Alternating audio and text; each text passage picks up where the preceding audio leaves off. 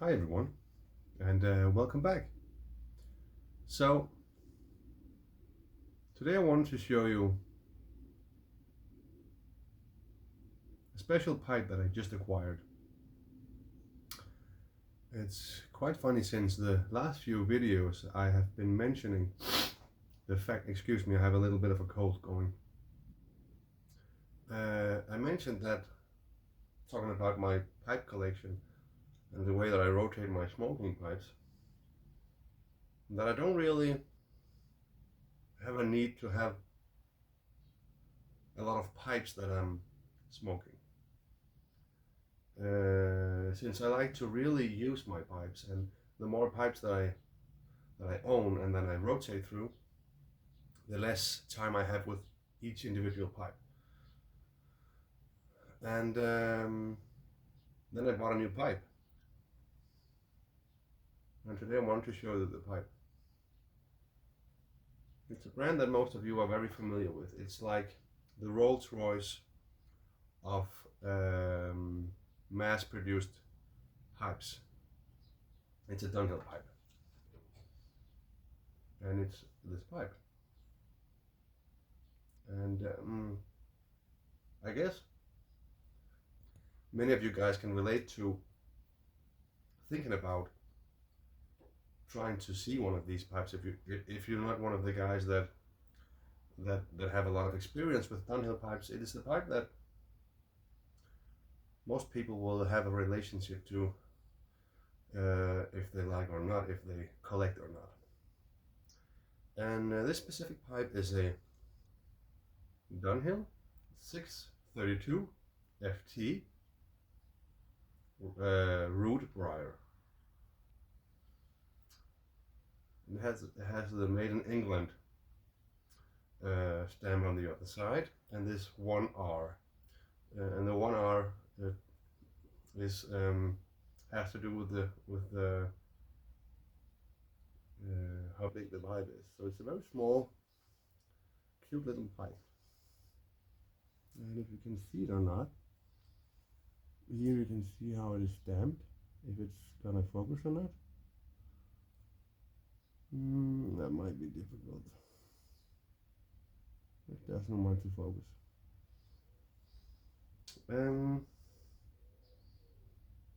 Dunhill estate pipes can get very expensive. And this pipe has been restored. It's probably been polished, maybe recolored. It's been reamed. The stem is restored and everything. So it's in very good condition, but it is actually in very bad condition. And that's why I got the pipe for so cheap that I did. Because the pipe is cracked. If you will see it or not, I don't know. It has a crack on this side. There you might be, it's difficult to see. It is not, you know, I just bought this pipe because I've been thinking about wanting to have a Dunhill at some point. Not that I really craved it, but you know, you want to see what the fuss is all about.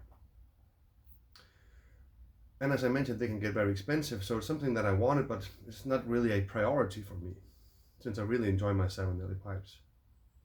But then I saw this offered at a very reasonable price because of the damage to it. So I thought, what the heck not? I wanted to try to have a Dunhill pipe in my hands and see what it is all about. And then I just wanted to take the chance because the guy selling it was very open about that it has a crack, and he wanted to sell it pretty cheap. So I got it for a very, very reasonable price. And I come to find out when I picked the pipe up yesterday that the shell, the ball, the chamber is very thin. It has a very thin shell, and it's kind of uneven on the inside. So my thoughts is that whoever had this pipe and was using it has been has really been smoking this pipe very hot. The briar shell is very thin, and I think the pipe has been smoked to the point where the side actually started to crack because on the inside, exactly at that point where the pipe is cracked, I can feel it being uneven on the inside, and it also has like sort of a, I don't know what the correct word for it, but it has like a dent on the inside, so it feels very brittle, very thin. So whoever used this pipe has been smoking it way too aggressively, and during the years, eventually the sides of the briar bowl has just been smoked to the point of being very, very fragile. So I actually tried to fire up the pipe yesterday, and since it doesn't have any cake and the sides are very, very thin and everything, it wasn't actually a very good smoking experience. So now I have my issue that I really want to try to smoke a real Dunhill that actually smokes great. Maybe it will smoke good if I just keep smoking it and build some cake on it, but I don't know. I think this pipe will just be something that I'll have laying around as sort of a collective pipe.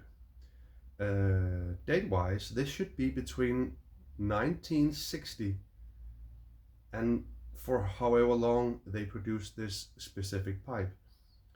I called up a guy yesterday here from Denmark that knows a lot about Dunhill pipes, and he could help me date-wise to state that this is from the 1960 and on from there. The only issue is that on the right side of the stem here, on the wooden stem on the ball, it has this Made in England stamp, and now I'm really talking to you guys that knows much about Dunhill pipes. Maybe you can help me out. It says Made in England, and according to what I have researched, after the D in England, there was supposed to be a number. And if this number was 1, it would have been from 1961. If the number was 2, it was made in 1962, and 19 would have been from 1979 or whatever. Excuse me, I have a stuffed nose. The thing is, there's no number. And the guy I talked to on the phone, he said, maybe it's just hard to read. That there must be a number, there should be a number, but there's no number. And in fact, this might be difficult to explain. When I see pictures online of the same kind of pipes, the line that says made in is in the first line. I will not be able to show you this, I think. Maybe like this. The first line says made in, and then the second line says England, and then the number. And these two lines are equally lengthwise. But my pipe, the second line ends with England and no number. And the word England takes up just as much space as the two words made in. So there was no room for a number if these two lines has to be the same length. So I was at some point actually a little bit suspicious if it could be a fake pipe. Because all the other pipes, the two lines is made in, first line, England and number, second line. And there's no, the stamps are quite deep. And the number stamp should be made in the same way as the Made in England. So it cannot be polished away, because then the Made in England stamp would also be polished away. So this pipe for some reason only has a 632 FT Dunhill Rootbriar on the one side, and the Made in England, no number, and the 1R stamp on the other side. So everything's, and the length and all the dimensions I have measured fits exactly. So I'm 99% sure that this is, and the guy that I talked to, the Dunhill collector guy, was not in any doubt that this pipe is for sure the real deal. But if any of you guys that knows a lot about Dunhill pipes knows why there's no number behind the Made in England, that should be able to date this pipe very precisely.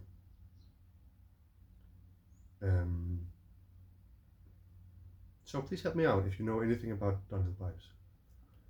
So that is a bit of a mystery.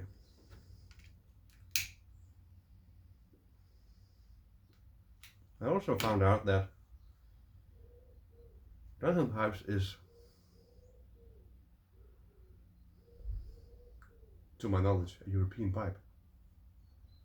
So the estate pipes, price, regarding the price, as a second-hand pipe, if you are in the States, for an example, and you want to have second-hand Dunhill pipes, they can get very expensive.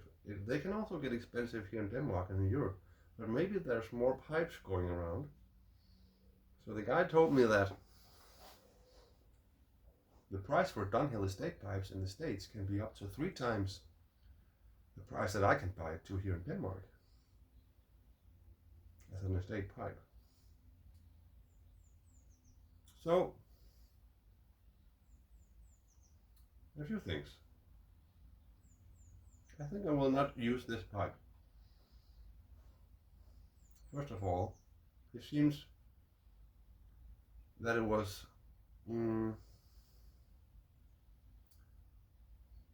it's nicely restored, so it's actually ready to smoke. It has just been, it seems too fragile for me, that it has some signs that it was on the way to crack. So for that reason I won't smoke it. Secondly, I like the shape of the pipe very much. It's just too small. I really don't enjoy holding this small thing in my hand. I don't like very large pipes either. But compared, this is a, for me, normal sized pipe. My salmonelli, I always forget. 122 pot. This is not a large pipe. It's also not a small pipe. It is just a normal sized pipe, but it is way bigger than that. So this just doesn't appeal to me physically, or the tactile feeling it gives me in my hand. It's nice to clench. The pipe is very light, very light. It is just too small. So I will keep it as my first collector's pipe. Even though I was mentioning that I don't really like to collect pipes. My only issue right now is that this pipe cannot give me the answer to how does a Dunhill pipe smoke, because people say they smoke absolutely amazing. I'll just not be able to test it with this one. I'm afraid that the smoking times with this pipe is ended. So it is a nice thought that this is from the 60s. This might be over 60 years old, which is very funny to think about. So that's my first Dunhill pipe. And please, if you know anything about Dunhill pipes and the mystery about the missing number that will date this pipe precisely, please let me know. It has a beautiful grain and the briar. Beautiful piece of wood. I just have the feeling that if I were to drop this, it would break like glass. So, thanks for watching, guys. I will see you in the next one.